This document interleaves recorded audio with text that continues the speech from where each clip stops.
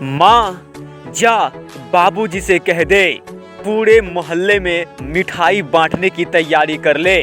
माँ जा बाबूजी से कह दे पूरे मोहल्ले में मिठाई बांटने की तैयारी कर ले, क्योंकि इस बार का टॉपर तेरा ही बेटा बनने वाला है। दोस्तों, आपका स्वागत है हमारे YouTube channel Majid study centre में। तो दोस्तों, कैसे हैं आप? उम्मीद करते हैं कि बहुत अच्छे होंगे और अपनी तैयारी में लगे होंगे। तो दोस्तों, हम भी आ चुके हैं आपकी तैयारी को शानदार बनाने के लिए। दोस्तों, आज की वीडियो में हम आपको बताएंगे मैथ के टॉप 5 VBI सब्जेक्टिव प्रश्न जो आपके एग्जाम में गोल गोल गोल गोल घूम कर आते हैं। चलिए शुरुआत करते हैं आज की क्लास, और आप कमेंट में ज़रूर बताइएगा कि आप इन 5 प्रश्नों में से कितने प्रश्न को बना सकते थे। देखिए आज का पहला प्रश्न। आज का पहला प्रश्न कह रहा है दो संख्या का मोसो 145 तथा लोसो 2175 है। दो संख्या है, उन्हीं दो संख्या का मोसो और उन्हीं दो संख्या का लोसो आपको दिया हुआ है। मोसो दिया है 145 तथा लोसो दिया है 2175। बोल रहा है यदि इनमें से एक संख्या 725 है तो दूसरी संख्या क्या होगा। दूसरी संख्या का मान आपसे पूछा जा रहा है। दो संख्या है, उनका मोसो दिया है 145, लोसो दिया है 2175। उनमें से एक संख्या जो है वो भी आपको बता दिया है 725। आपसे पूछा है कि दूसरी संख्या क्या होगी। तो दोस्तों, हम आपको बता देते हैं, इस टाइप के एक दो प्रश्न आपके एग्जाम में हर बार पूछा जाता है। ऐसे सवालों में आपको 3 चीज़ दिया रहता है और चौथी चीज़ आपको निकालना होता है। चलिए आपको बताते हैं ऐसे सवालों को कैसे आप हल करेंगे। देखिए, सबसे पहले आपको जो जो दिया है उन्हें अच्छे तरीके से लिख लेंगे। जो भी दिया रहेगा आपको उन सभी चीज़ों को अच्छे तरीके से लिख लेंगे। जैसे यहाँ पे देखिए आप क्या क्या दिया हुआ है। तो दोस्तों, यहाँ पे दिया है मोसो 145 तथा लोसो 2175। ठीक है भाई। उसके बाद पहली संख्या यानी ए, इसे ए भी बोल सकते हैं। पहली संख्या कितना दिया है? 725। ठीक है। आगे देखिए, आगे हम आपको बता देते हैं, आपको एक सूत्र याद होगा। हम जानते हैं कि a गुना b बराबर एलसीएम गुना एचसीएफ होता है, यानी पहली संख्या गुना दूसरी संख्या बराबर लोसो गुना मोसो होता है कि नहीं? होता है। बस इन्हीं फॉर्मूला पे बैठा देना है, आपका आंसर आ जाएगा। देखिए, आपको पहली संख्या जो दिया हुआ है, पहली संख्या कितना दिया हुआ है? 725। दूसरी संख्या यानी आपको b निकालना है। आगे देखिए, लोसो आपको दिया हुआ था 2175, तो लोसो के जगह 2175 लिख दिए। मोसो दिया हुआ था आपको कितना? 145, तो मोसो बोले तो एचसीएफ के जगह लिख दिए 145। बस अब आपको क्या करना है, यहाँ पे देखिए ये गुना में है 725 गुना b। तो दोस्तों, ये गुना में है, इस तरफ आएगा तो किस में हो जाएगा? भाग में हो जाएगा कि नहीं? देखिए आगे यहाँ पे क्या हो जाएगा? ये बटे में हो जाएगा। देखिए यहाँ से, अब यहाँ से b का मान निकल जाएगा। यदि आप इसके साथ मारधार करेंगे तो कीजिए मारधार करेंगे। यहाँ से 725 से 2175 3 बार में कट जाएगा। कितना बार में कटेगा? 3 बार में।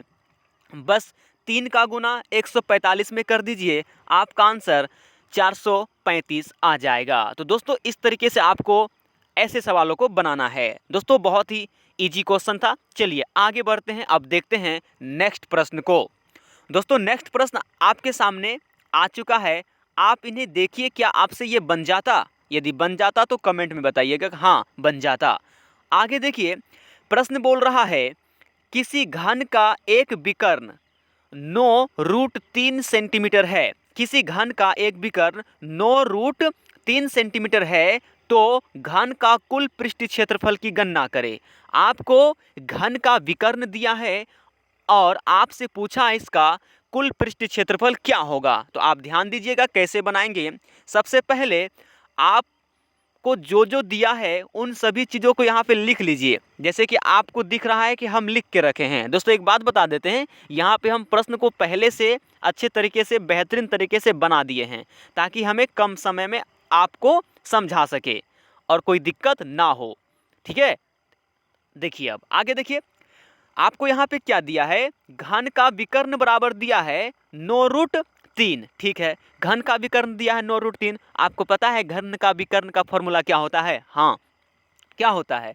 भुजा गुना √3। तो दोस्तों घन का विकर्ण दिया है 9√3, इसका मतलब भुजा गुना √3 दिया है 9√3। क्या दिक्कत है इसमें? घन का जो विकर्ण का फॉर्मूला होता है उसको इसके बराबर कर दिए।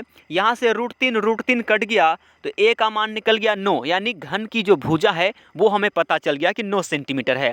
जब घन की भुजा हमें पता चल गया तो हम उसका संपूर्ण पृष्ठ क्षेत्रफल, वक्र पृष्ठ क्षेत्रफल, आयतन, जो भी बोलेगा हम निकाल सकते हैं। तो हमें सवाल में क्या बोला है आप यहाँ पे देख लीजिए एक बार। आपको इस सवाल में बोला है कि घन का जो है ना, आपको घन का क्या निकालना है? तो यहाँ पे देखिए, घन का कुल पृष्ठ क्षेत्रफल निकालना है। ठीक है, तो आयतन हम क्यों निकालेंगे? हमको जो बोला है वही ना निकालेंगे। तो चलिए हम निकालेंगे यहाँ पे घन का क्या, कुल पृष्ठीय क्षेत्रफल। तो हम यहाँ से फॉर्मूला लगा देंगे, इसलिए घन का कुल पृष्ठीय क्षेत्रफल क्या होता है? 6 गुना भुजा का स्क्वायर। तो 6 गुना भुजा का मान अभी हम तुरंत निकाले थे 9 सेंटीमीटर, तो 9 गुना 9 स्क्वायर है तो 2 बार लिख देंगे। उसके बाद फिर इसके साथ मारधार करेंगे तो आपका आंसर यहाँ पे देख लीजिए किस तरीके से आ जाएगा। यहाँ 9 गुना 9 81 हो जाएगा, 81 गुना 6 करेंगे तो 486 सेंटीमीटर स्क्वायर आपका आंसर हो जाएगा। तो दोस्तों उम्मीद करते हैं आपको ये प्रश्न भी समझ में आ गया होगा। चलिए अब देखते हैं प्रश्न नंबर 3।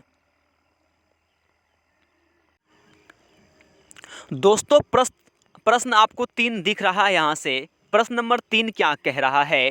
कह रहा है द्विघात बहुपद x² plus 7x plus 10, x² plus 7x plus 10 के शून्यकों को ज्ञात करें। दोस्तों बहुत ही इजी प्रश्न है और इस प्रकार के भी प्रश्न आपके 1 से 2 देखने मिल जाते हैं बोर्ड एग्जाम में। तो दोस्तों देखिए इसे कैसे बनाएंगे। तो दोस्तों आपको एक द्विघात बहुपद दिया गया है और इसके शून्यक को निकालना है। दोस्तों सबसे पहले क्या करते हैं, ध्यान से समझिएगा। सबसे पहले क्या करेंगे, जो भी द्विघात बहुपद दिया रहेगा उसको इस तरीके से लिख लेंगे। लिखने के बाद इसमें क्या करना होता है दोस्तों, यहाँ पे देखिए फर्स्ट गुना लास्ट। ठीक है, इसको बोलते हैं फर्स्ट इंटू लास्ट। फर्स्ट गुना लास्ट को करना होता है और जोड़कर या घटाकर बीच का पुराना होता है। तो दोस्तों यदि हम फर्स्ट गुना लास्ट को करेंगे तो आपको क्या मिलेगा, देखिए x² गुना 10 करेंगे तो क्या हो जाएगा हमारा 10x² हो जाएगा। अब इस 10x² को ऐसे 2 खंडों में तोड़ना है ताकि जोड़ने पर ये बीच वाला आ जाए, यानी 7x हो जाए। ऐसे 2 फैक्टर करेंगे 10 के ताकि जोड़ने पर क्या आ जाए, 7x आ जाए और गुना करने पर 10x² आ जाए। तो दोस्तों 10x को कैसे तोड़ेंगे, 5 गुना 2, 5 गुना 2 तोड़ेंगे तो 5 दूनी का 10 हो गया और x गुना करेंगे तो x² हो गया। चलिए गुना करके तो पुर गया। अब इन दोनों को जोड़ने पर क्या 7 आ रहा है, 5 और 2 कितना होगा 7। तो देखिए बीच का 7 आ रहा है तो हमारा जो है खंडन परफेक्ट है। बस इन्हीं पे बैठा देंगे इसको। तो दोस्तों देखिए अब क्या करना है आपको, अब 7x के जगह इन दोनों को लिखना है, 5x और 2x को लिखना है 7x के जगह। तो दोस्तों ये इस तरह से लिखा जाएगा x² plus 5x plus 2x plus 10। आपको समझ में आ रहा है क्या किए हम? पहले क्या किए, फर्स्ट गुना लास्ट को किए। हमेशा जब भी आपको द्विघात बहुपद दिया जाएगा तो आपको हमेशा शून्यक निकालने के लिए फर्स्ट गुना लास्ट करना होता है। ठीक है, फर्स्ट गुना लास्ट किए तो आपको दिख रहा है यहाँ पे सामने में दाएं तरफ ये आ गया, इन्हें मतलब 10x² आ गया। इन्हें ऐसे 2 पार्ट में तोड़ना है ताकि उसको जोड़ने पर बीच वाला पुर जाए। कौन सा पुर जाए, बीच वाला। बस यही तो करना है। देखिए अब यहाँ से हम लिख दिए इसको x² plus 5x plus 2x plus 10। अब इसमें क्या करेंगे, कॉमन तो लेने आपको आता होगा ना।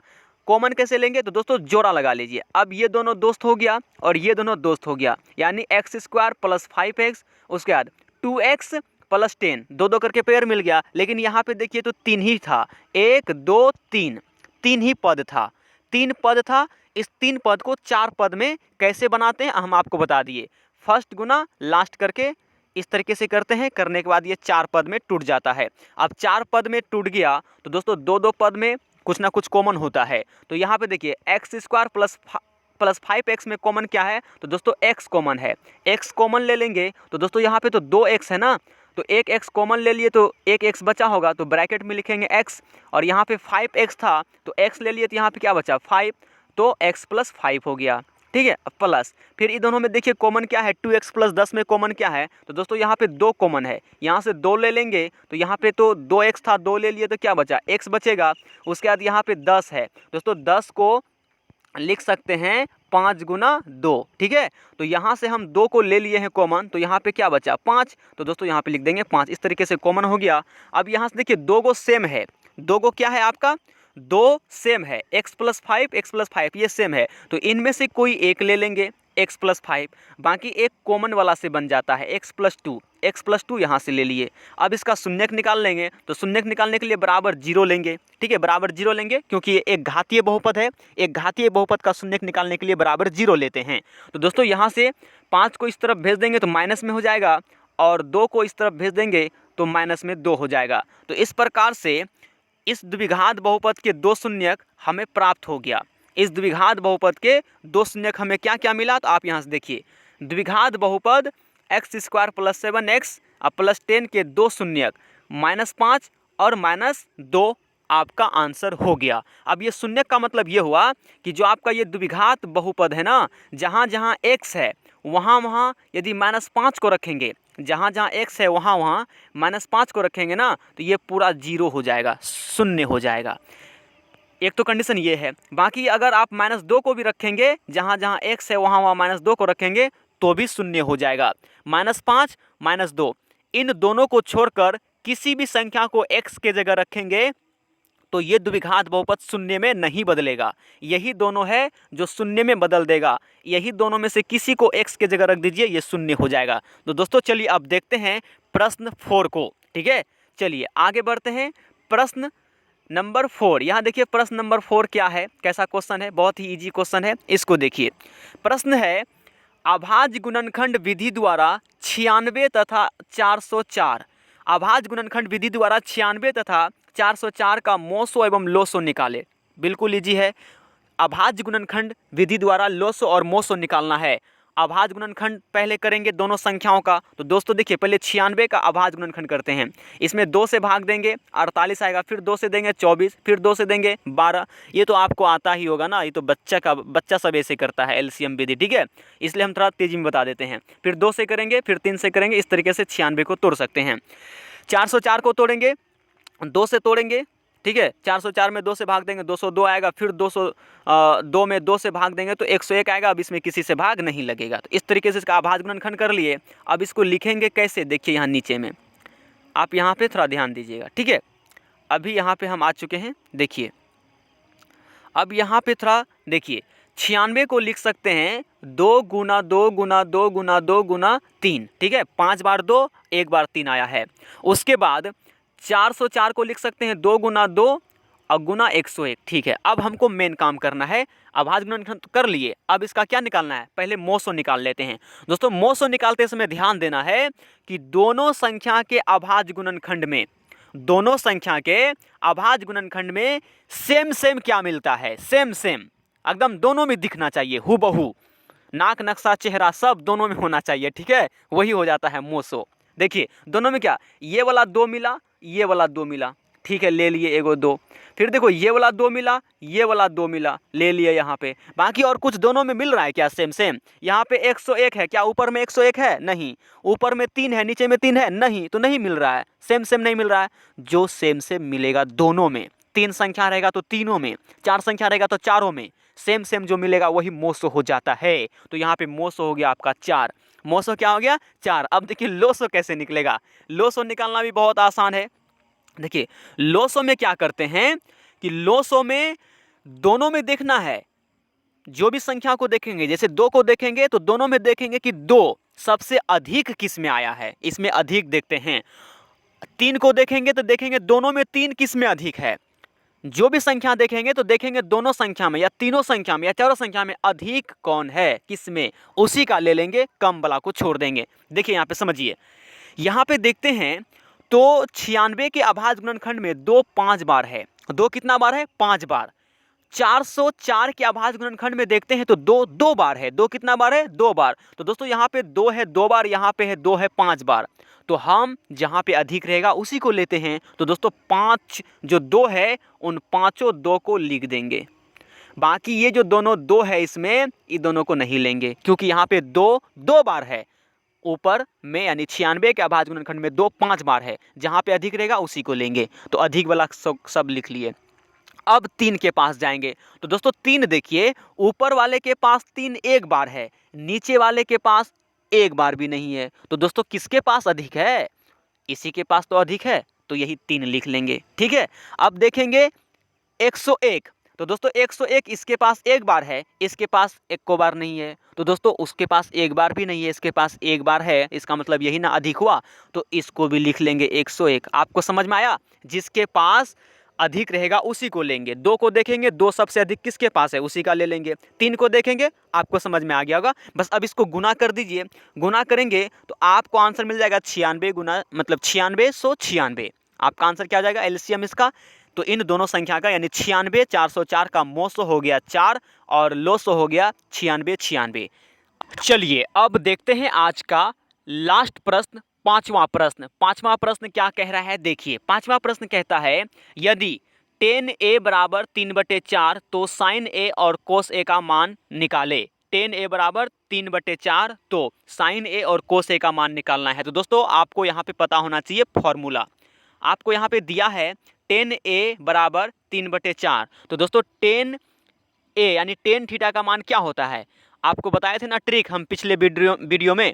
पिछला वीडियो जिसका बेसिक लाए थे त्रिकोणमिति का, उसमें हम पूरा समझाए हैं, तो वहाँ से आपको पता होना चाहिए। दोस्तों हम आपको बता देते हैं, टेन थीटा यानी आपको बताए थे ना, टेन को टांग बोलते हैं, टांग पकड़ भाई, पकड़ भाई P/B होता है। टेन थीटा बराबर क्या होता है? P/B। तो दोस्तों यहाँ से आपको P और B मिल गया। P का मान हो गया 3, अब B का मान हो गया 4। बस आपको यहाँ से अब क्या करना है? H निकाल लेना है। H निकालने के बाद आपको जो पूछा है साइन ए और कोस ए का मान आराम से निकल जाएगा। देखिए आपको यहाँ से P और B का मान पता चल गया। तो दोस्तों यहाँ से हम लोग H निकाल लेंगे। H बराबर फॉर्मूला होता है √P का स्क्वायर प्लस B का स्क्वायर। यहाँ से P का मान 3 है, 3 रखेंगे, और B का मान 4 है। 3 का स्क्वायर 9, 4 का स्क्वायर 16, और यहाँ पर जाएगा 25, √25 होगा। और 25 का क्या निकल जाएगा बताइए? 25 का 5 निकल जाएगा। 25 का क्या निकलेगा? 25 का 5 निकलेगा। यानी H का मान हो गया दोस्तों √25 है, 25 को तोड़ेंगे 5 गुना 5, 2 को 5 1 5 निकल जाएगा ना। तो H का मान हो गया 5, और P का मान आपको सवाल में दिया था 3, और B का मान 4। आपको पूछा था कि साइन A और कोस ए का मान क्या होगा। तो दोस्तों अब बैठा दीजिए। दोस्तों साइन ए यानी सीमा, सीमा क्या है? पागल है, P/H। सीमा क्या है? पागल है, P/H।